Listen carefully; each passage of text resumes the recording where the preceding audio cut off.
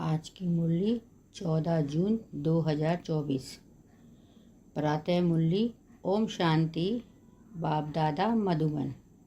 मीठे बच्चे, निरंतर याद रहे कि हमारा बाबा बाप ही है, टीचर भी है तो सतगुरु भी है।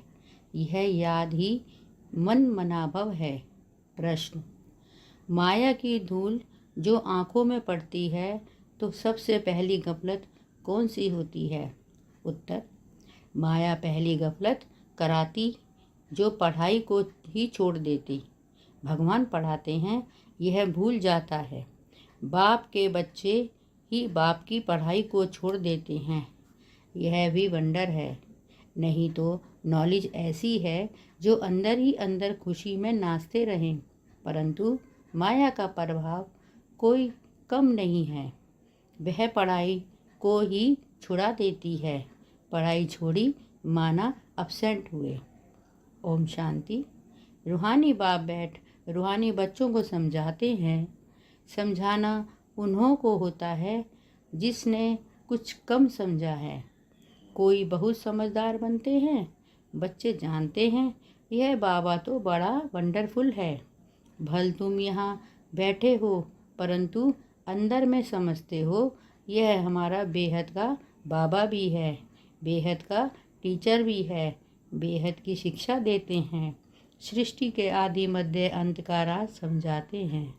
स्टूडेंट की बुद्धि में तो यह होना चाहिए ना, फिर साथ में ज़रूर ले जाएंगे।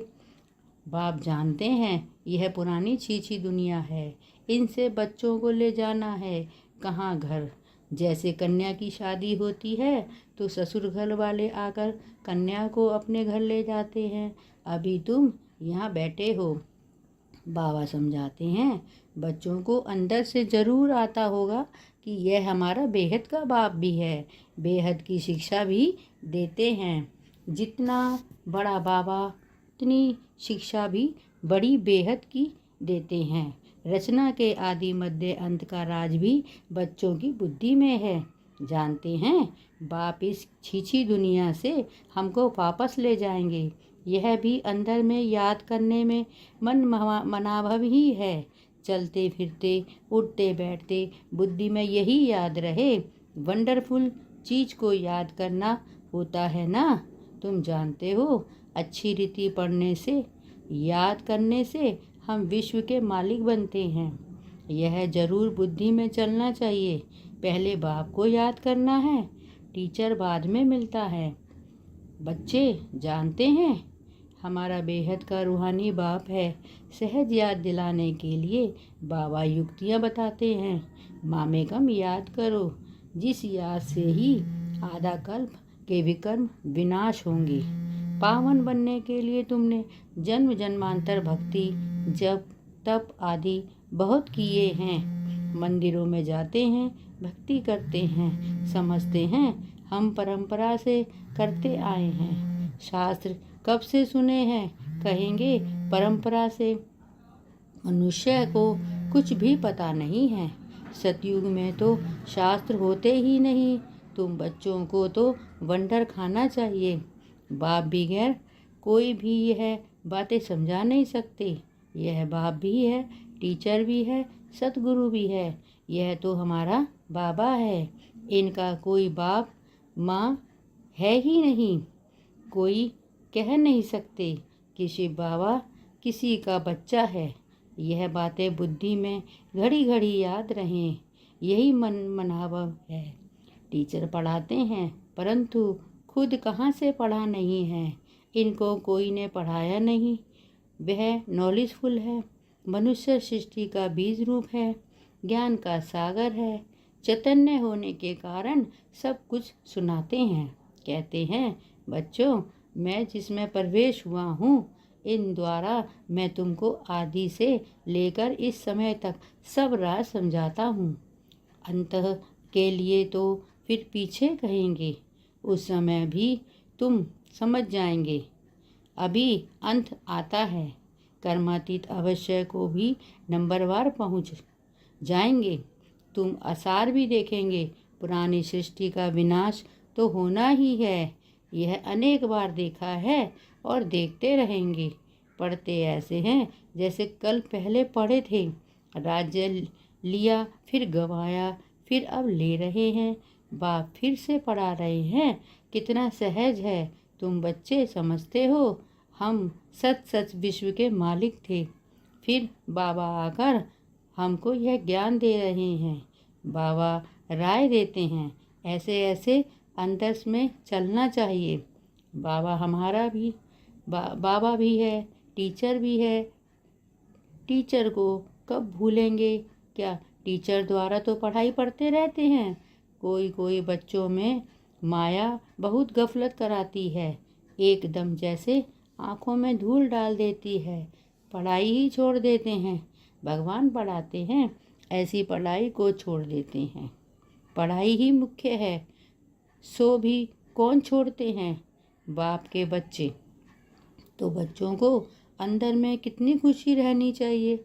बाप नॉलेज भी हर बात की देते हैं, जो कल्प देते हैं। बाप कहते हैं कम से कम इस बार रीति मुझे याद करो। कल्प कल्प तुम ही समझते हो और धारण करते हो। इनका बाबा तो कोई है नहीं, वही बेहद का बाप है। वंडरफुल बाप हुआ ना। मेरा कोई बाबा है बताओ? शिव बाबा किसका बच्चा है? यह पढ़ाई भी वंडरफुल है, जो इस समय के सिवाय कब पढ़ नहीं सकते। और सिर्फ तुम ब्राह्मण ही पढ़ते हो।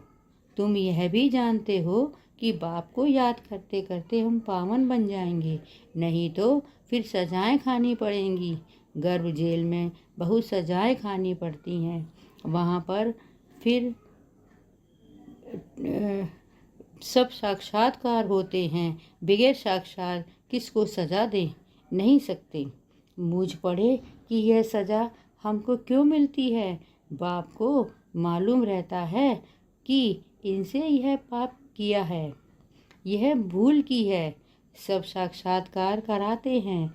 उस समय ऐसा फील होता है जैसे कि इतने जन्मों की सज़ा मिल रही है। यह जैसे सब जन्मों की इज्जत गई। तो बाप कहते हैं मीठे मीठे बच्चों को पुरुषार्थ अच्छी रीति करना है। 16 कला संपूर्ण बनने के लिए याद की मेहनत करनी है। देखना है कि हम किसको दुख तो नहीं देते। सुखदाता बाप के रहम बच्चे हैं ना। बहुत गुलगुल बनना है। यह पढ़ाई ही तुम्हारा साथ चलनी है।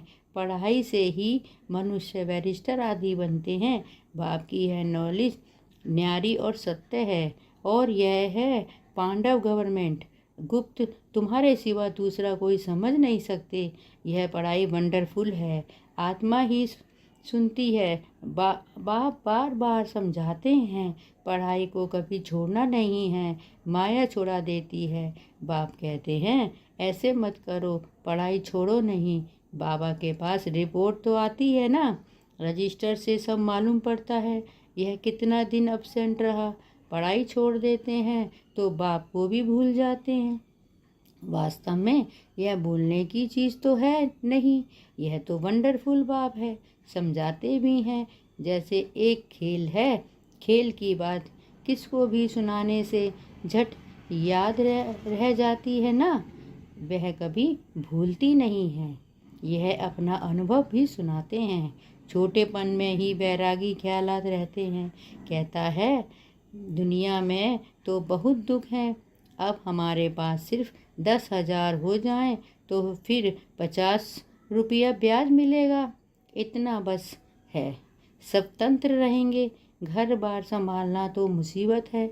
अच्छा फिर एक बाइस्कोप देखा, सौभाग्य स्त्री सुंदर का बस वैराग्य की सब बातें टूट गईं। ख्याल किया शादी करेंगे, यह करेंगे। एक ही थप्पड़ मारा, माया ने कला काया चट कर दी।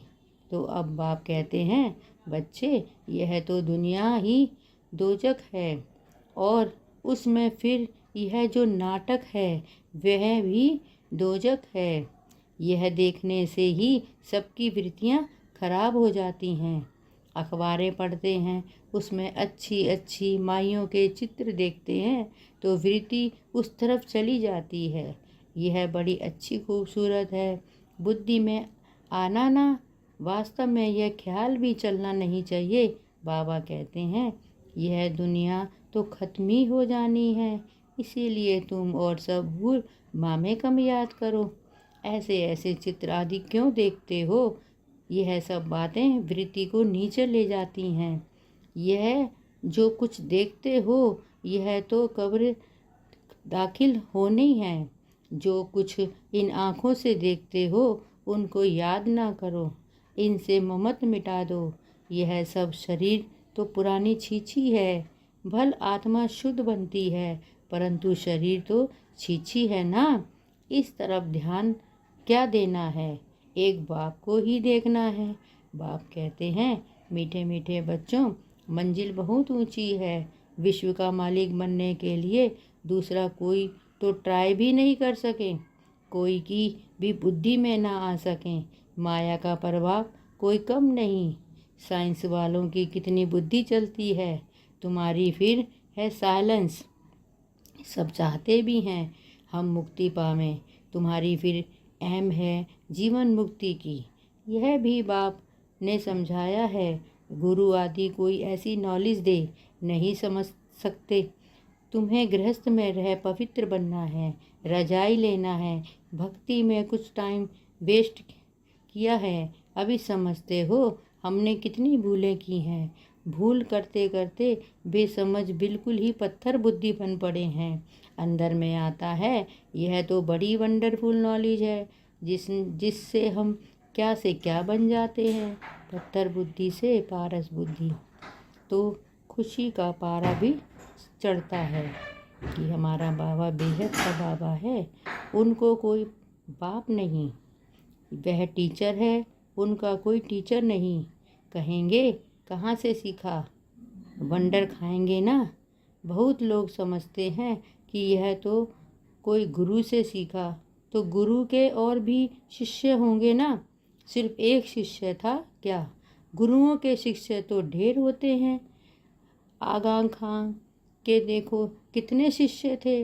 गुरुओं के लिए कितना अंदर में रहता है, उनको हीरो में वजन करते हैं। तुम ऐसे सतगुरु को किस में वजन कराएंगे? यह तो बेहद का सतगुरु है। इनका वजन कितना है, एक हीरा भी नहीं डाल सको। ऐसी ऐसी बातें तुम बच्चों को विचार करनी है। यह तो महीन बात हुई।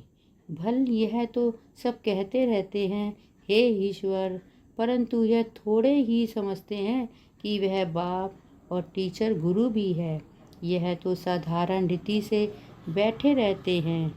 यह ऊपर संदली पर भी इसलिए बैठते हैं कि मुखड़ा देख सकें। बच्चों पर प्यार तो रहता है ना। इन मददगार बच्चों बिगर स्थापना थोड़ी ही करेंगे। जास्ती मदद करने वाले बच्चों को जरूर जास्ती प्यार करेंगे। जास्ती कमाने वाला बच्चा अच्छा होगा तो जरूर उससे उच्च पद प्राप्त मिलेगा। उस पर प्यार भी जाता है। बच्चों को देख हर्षित होते हैं, आत्मा बहुत खुश होती है। कल्प कल्प बच्चों को देख खुश होता है। कल्प कल्प बच्चे ही मददगार बनते हैं, बहुत प्यारे लगते हैं। कल्प कल्पांतर का प्यार जुट जाता है। भल कहाँ भी बैठे रहो, बुद्धि में बाप की याद रहे। यह बेहद का बाप है। इनका कोई बाप नहीं, इनका कोई टीचर नहीं, स्वयं ही सब कुछ हैं, जिसको ही सब याद करते हैं। सतयुग में तो कोई याद नहीं करेंगे। 21 जन्मों के लिए बेड़ा पार हो गया तो तुमको कितनी खुशी होनी चाहिए। बस सारा दिन बाप की सर्विस करें, ऐसे बाप का परिचय दें। बाप से यह वर्षा मिलता है। बाप हमको राजयोग सिखलाते हैं और फिर सबको साथ में ले जाते हैं। सारा चक्र बुद्धि में है। ऐसा चक्र तो कोई बना ना सके। अर्थ का तो किसको पता नहीं।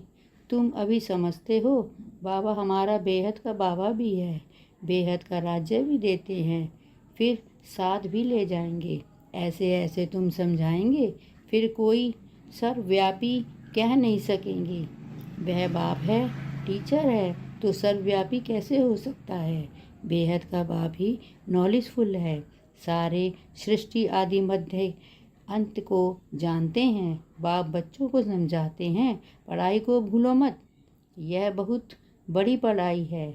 बाबा परम पिता है, परम टीचर है, परम गुरु भी है। इन सब गुरुओं को भी ले जाएंगे। ऐसी ऐसी वंडरफुल बातें सुनानी चाहिए। बोलो, यह बेहद का खेल है। हर एक एक्टर को अपना पार्ट मिला हुआ है। बेहद के बाप से हम ही बेहद की बादशाही लेते हैं। हम ही मालिक थे, बैकुंठ होकर गया है, फिर जरूर होगा। श्री कृष्ण नई दुनिया का मालिक था, अब पुरानी दुनिया है, फिर जरूर नई दुनिया का मालिक बनेगा।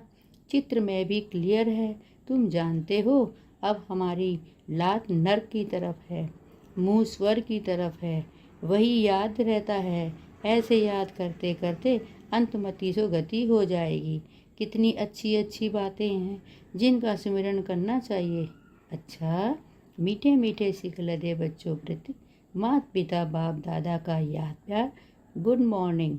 रूहानी बाप की रूहानी बच्चों को नमस्ते, और हम रूहानी बच्चों की रूहानी माता पिता बाप दादा को याद प्यार, गुड मॉर्निंग और नमस्ते। शुक्रिया बाबा, शुक्रिया। धारणा के लिए मुख्य सार। इन आँखों से जो कुछ दिखाई देता है उनसे ममत मिटाना है। एक बाप को ही देखना है। वृत्ति को शुद्ध बनाने के लिए इन छीछी शरीरों की तरफ जरा भी ध्यान ना जाए। नंबर 2, बाप जो न्यारी और सत्य नॉलेज सुनाते हैं वह अच्छी तरह पढ़नी और पढ़ानी है।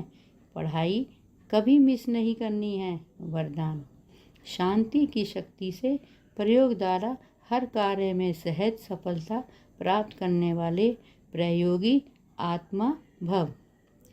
अब समय के परिवर्तन प्रमाण शांति की शक्ति के साधन प्रयोग में लाकर प्रयोगी आत्मा बनो। जैसे वाणी द्वारा आत्माओं में स्नेह के सहयोग की भावना उत्पन्न करते हो, ऐसे शुभ भावना स्नेह की भावना की स्थिति में स्थित हो। उन्हों में श्रेष्ठ भावनाएं उत्पन्न करो। जैसे दीपक को जला देता है, ऐसे आपकी शक्तिशाली शुभ भावना औरों में सर्वश्रेष्ठ भावना उत्पन्न करा देगी। इस शक्ति में स्थूल कार्य में भी बहुत सहज सफलता प्राप्त कर सकते हो। सिर्फ प्रयोग करके देखो। स्लोगन। सबका प्यारा बनना है तो खिले हुए रूहानी गुलाब बनो, मुरझाओ नहीं। ओम शांति।